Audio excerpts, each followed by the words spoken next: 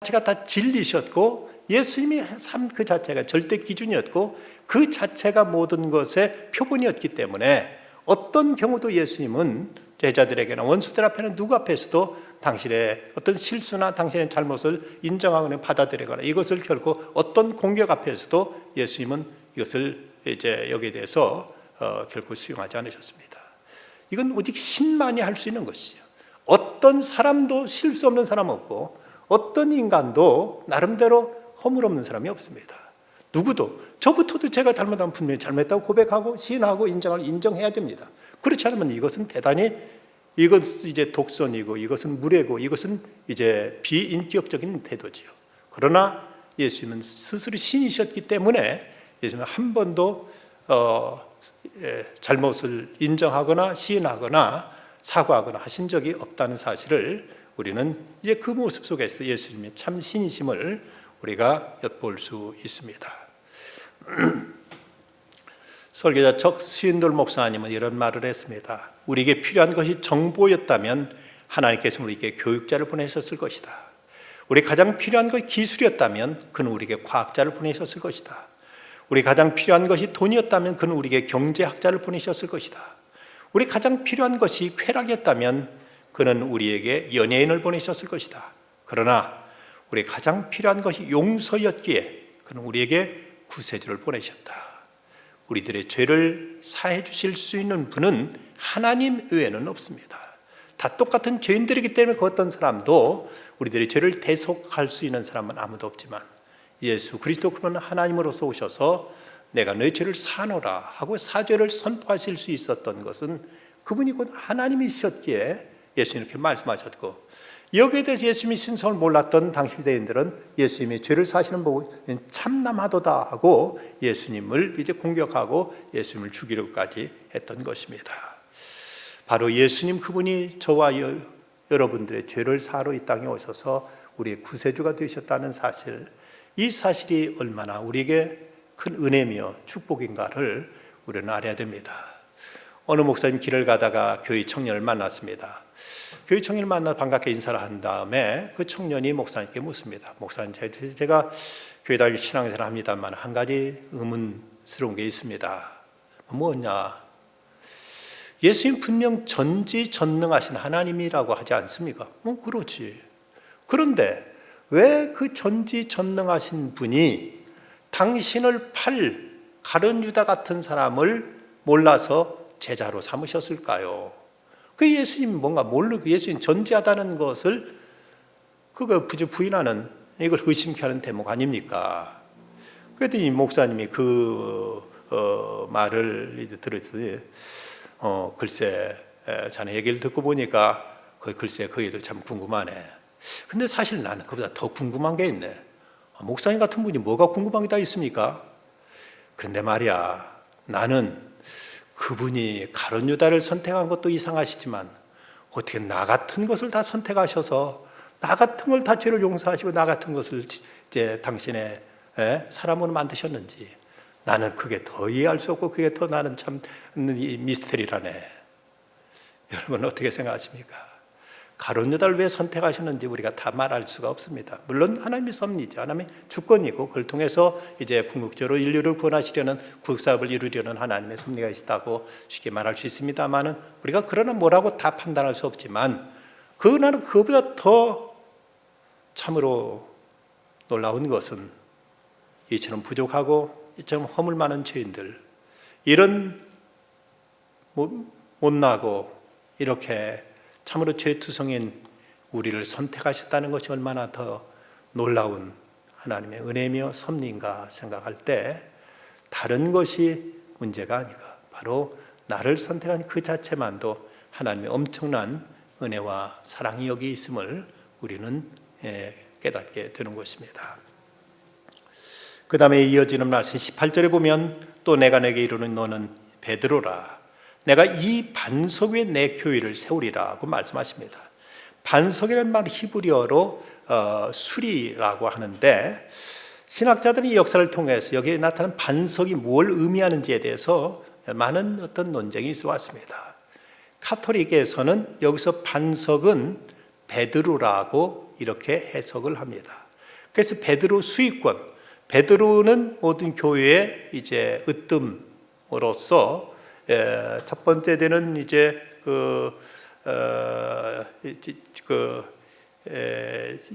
교회 지도자로서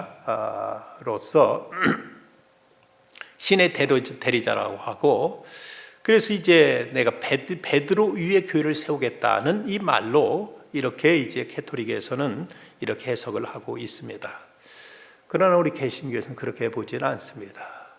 만약에 내가 이 반석의 교회를 세우겠다고 하셨을 때 그 반석이 베드로라면 본문에 쭉 이어지는 장면 22절에 가보면은 사탄아 내 뒤로 물러가라고 예수님께서 베드로에게 아주 매섭게 호통치는 장면이 나옵니다.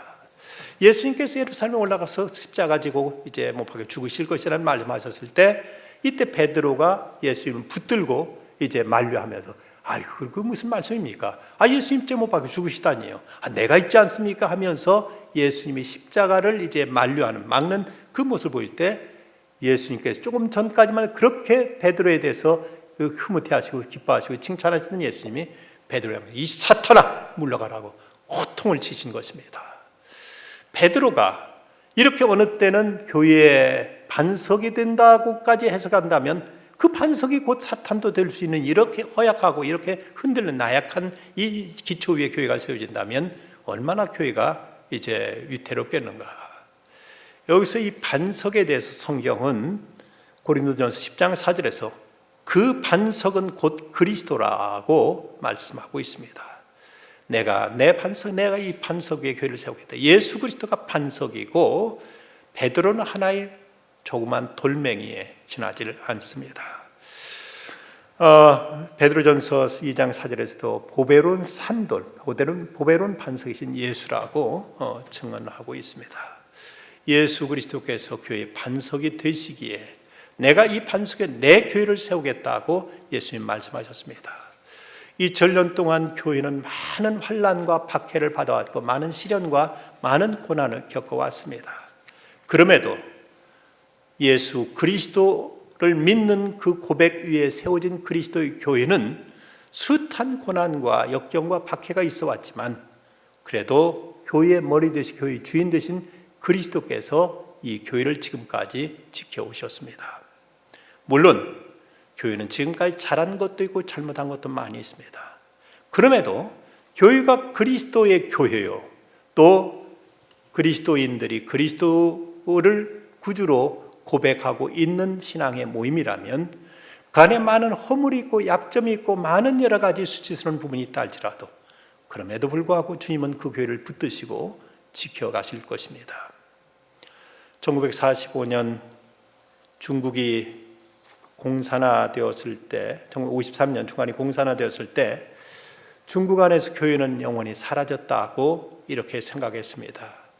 그 당시 그 중국 안에 그리스도인이 300만 명이 있었다고 합니다. 그리고 나서 이제 모택동에 의한 주계 장막, 좀 말할 수 없는 이제 박해와 소위 문화혁명을 통한 대대적인 그리스도인에 대한 이제 숙청과 박해가 있었습니다. 이제 중국 땅에 교회는 사라졌다, 교회는 없어졌다 하고 많은 사람들은 그렇게 생각했습니다. 그런데 중국이 개방된 후에 보니까 300만이었던 그리스도인이 그 20배인 6천만으로 불어나 있었습니다. 비록 건물에 의한 외형적인 교회는 사라진 듯 했지만 그리스도를 구주로 믿고 고백하는 신앙의 공동체는 그 모진 박해 안에서도 꿋꿋하게, 간에 오히려 더 왕성하게, 더 뜨겁게, 더 순결하게, 더 진실되게 교회는 이제 자랐고 교회는 우리 주님의 은총 안에서 성장해 나갈 수 있었던 것입니다.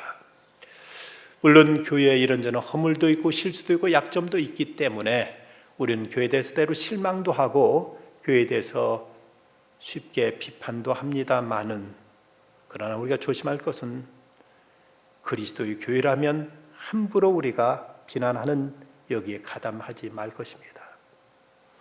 예수님은 당시 바리새인들, 사두개인들 이들에 대해서는 화 있을진저 바리새인들이여 사두개인들이라고 책망과 저주의 말씀도 하셨지만 예수님 단 한 번도 화 있을진저 제사장들이여, 난 성직을 욕하지는 않으셨습니다. 성직을 저주하지는 않으셨습니다. 예수님 한 번도 교회 그 자체를 예수님께서 욕하지는 않으셨습니다. 거기에 잘못된 사람들에 대해서는 이제 심판이 있을 수 있고 저주가 있을 수 있고 비난이 있고 비판이 있을 수 모르지만, 적어도 그리스도를 주로 고백하고 있는 교회 자체에 대해서 우리가 함부로 판단하거나 비난하거나 세상이 욕한다고 같이 가담하는 이런 오류에 우리가 빠져서는 안 됩니다. 적어도 이 교회가 그리스도를 우리가 고백하고 그리스도를 주님으로 믿고 섬기고 있다면 교회는 거룩한 곳이요, 교회는 성스러운 곳, 소중한 곳이요, 교회는 가장 아름답게 깨끗하게 지켜지고 교회는 존중되어져야만 될 것입니다.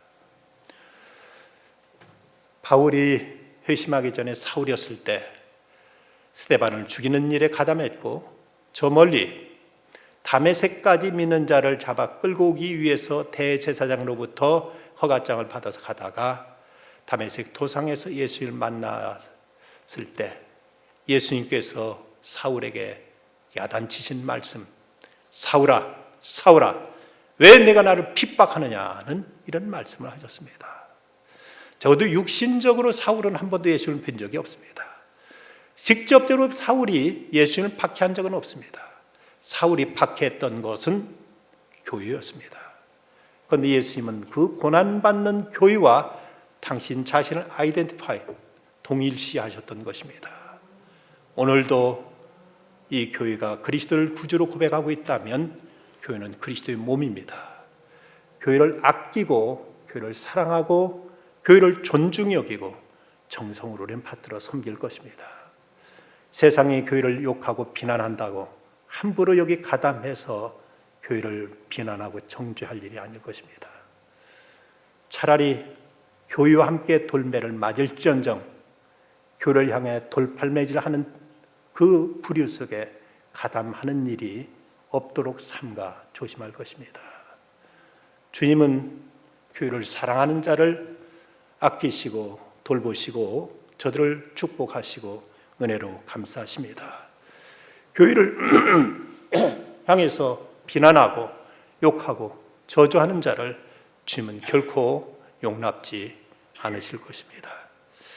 시편 말씀에 보면 그런 말씀을 이제 시인은 노래하고 있습니다. 예루살렘을 위하여 평안을 구하라. 예루살렘을 사랑하는 자는 형통하리로다. 여호와 우리 하나님의 집을 위하여 내가 내 복을 구하리로다. 예루살렘을 사랑하는 자는 형통하리로다. 여호와 우리 하나님의 집을 위하여 내가 내 복을 구하리로다. 하나님의 집을 위하여 내가 내 복을 구하리로다. 때로는 목회자로서 그런 마음이 들 때가 있습니다. 이분은 교회를 위해서도 잘 돼야 되겠다. 이분은 교회를 위해서도 복 받아야 되겠다. 이분은 교회를 위해서 참으로 하나님이 축복해 줄 것이다 하는 이런 기대를, 이런 또 기도를 하곤 합니다. 여러분, 진정 하나님의 집을 위하여 내가 네게 복을 구하리로다 하는 이 시인의 시편의 말씀처럼 어쩌면 우리들이 하나님께 복을 구한다면 하나님, 주님의 제단 잘 섬길 수 있도록 복 주십시오. 하나님의 영광 드러낼 수 있도록 하나님 건강 좀 주십시오. 주님의 물질로도 나는 봉사하고 싶습니다. 하나님 제게 물질도 좀 주십시오. 주님을 위해서 내가 좀 더 큰 일을 봉사하고 싶습니다. 지혜도 좀 주십시오. 하고 이렇게 기도하는 자세가 이것이 아름다운 모습이 아니겠습니까? 초대교회 문서 가운데 보면 교회를 어머니로 섬기지 않는 자는 하나님을 아버지라고 부를 자격이 없다고 초대교회 교부는 말했습니다. 하나님께서는 당신의 백성들을 교회를 통해 돌보고 양육하고 지켜가십니다. 어머니가 어린 자녀들을 정성으로 보살피듯이 교회를 통해서 하나님은 당신의 어린 성도들을 키우고 양육하고 세워가신다면 바로 이 교회를 어머니처럼 받들고 섬기는 자는, 이런 자들이 진정 하나님을 아버지라고 부를 수 있다. 교회에 대해서 전혀 무관심하고 외면하면서 하나님의 은총, 하나님의 사랑, 하나님의 축복을 기대해서는 안 될 것이라고 이렇게 말하고 있습니다. 내 교회라고 말씀하십니다. 철저히 교회는 그리스도의 교회입니다. 철저히 교회는 주인이십니다. 어느 교회가 창립하는데 어떤 분이 개인적으로 많이 헌금을 했고 그분이 많이 기여를 했다 할지라도 결코 그분이 교회의 주인이 되어서는 안 되고, 목사가 교회의 어떤 그 대표자로서 많이 섬긴다고 해서 결코 목사가 그 교회의 주인이 되어서도 안 되고 될 수도 없는 일입니다. 그런 유머도 다 생겼습니다. 천국에 가보니까 성도들이 하나씩 천국 올 때마다 예수님이 자리에서 일어나서 아주 반갑게 맞아주시고 아주 따독거려 주시고, 아이고 내가 왔느냐고 그렇게 예수님이 환영해 주는데, 어느 목사님이 천국에 왔더니 예수님 그냥 자리에 앉으셔. 너 왔냐? 하고 말씀하시더랍니다. 그 모습이 이상해가지고, 아니 예수님, 다른 사람이 성도들이 올 때는 그렇게 반겨 맞아주시더니 왜 저 목사님 올 때는 예수님 그냥 일어나지도 않고 그냥 자리에 앉아 너 왔냐고 하십니까? 내가 일어나면 저놈이 내 자리 차지할까 봐서. 물론 이제 지어낸 얘기했습니다만은, 누구도 예수님이 자리를 감히 함부로 넘볼 수도 또 그 자리를 차지할 수도 없다는 것이죠. 오직 그리스도만이 교회의 주인 되시고 교회의 머리 되셔서 당신의 교회를 돌보시고 지키시고, 주님은 그 교회를 통해서 당신의 뜻을 펼쳐 가십니다. 그 유명한 물리학자 아인슈타인 박사가 평소 교회를 그렇게 탐탁치 않게 생각하고 있었고 교회에 대해서 대단히 부정적인 이미지를 가지고 있었던 사람이었습니다.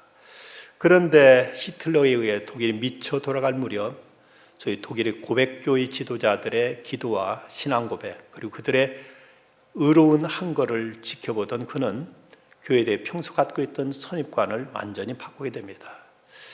아터 코클레인이라는 사람이 쓴 히틀러 치하의 교회의 고백이라는 책에서 아인슈타인이 한 잡지에 기고했던 성명서 내용을 인용하면서 이런 내용을 고백을 담고 있습니다.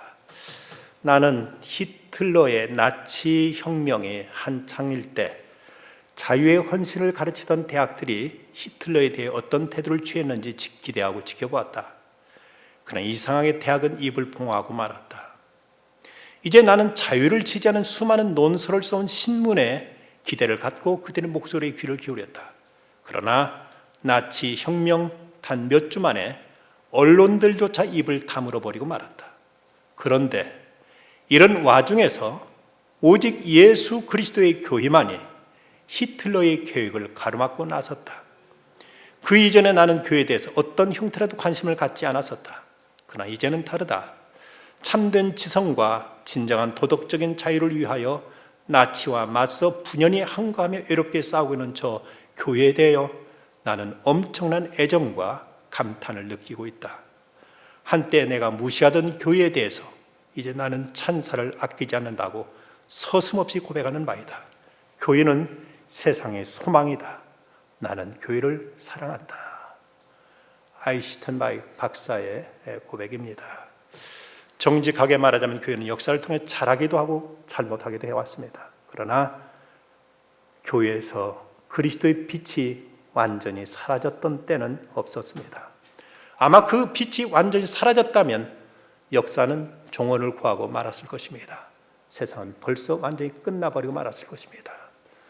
교회가 여러 가지 미약하고 또 여러 가지 부족하고 여러 가지 추한 몰골이 남아있다 하더라도 그 안에 주님이 계시고 주님 붙들고 계시다면 우리는 교회를 아끼고 사랑하며 교회를 우리는 존중해야 될 것입니다.